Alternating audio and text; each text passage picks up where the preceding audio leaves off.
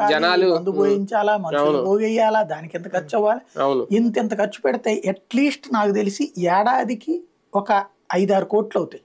లేదా chief fund పెట్టి 2 కోట్లు అవుతాయి ఈజీగా. ఏది ఉట్టి పచ్చడన్నం పెడితే పులిహార పెడితే ఇవాళ బిర్యానీలు అట్లాగా ఈ 5 ఏళ్ల పాటు 15-20 కోట్లు ఖర్చు పెట్టుకున్నోడిని నువ్వు కరెక్ట్ గా ఎలక్షన్స్ ముందు నువ్వు పనికి రావురా, నీ పక్కన ఉన్నటువంటి కరెక్ట్ అంటే వాళ్ళే ఎందుకు ఉండదు.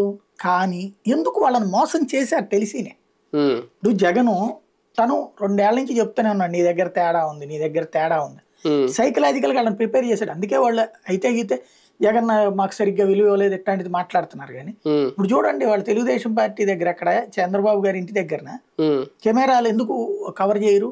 ఇప్పుడు అమ్మాయిని నిన్న అతను ఎవరు బోడే ప్రసాద్ ఓపెన్ గా లైవ్ లోనే చెప్పాడు, సుగుణం మొత్తం గేట్ దగ్గరే పంపించేశారు. ఇవాళ ఈ అమ్మాయిని అంతే పంపించారు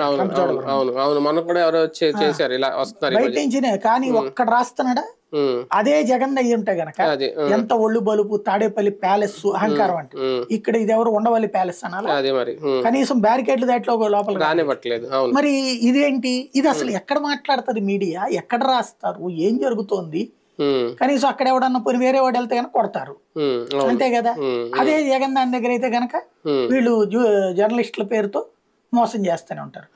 అంతా ఒక రకంగా చెప్పాలంటే ఆంధ్రాలో ఒక మాఫియా రాజ్యాన్ని నడిపేవాళ్లే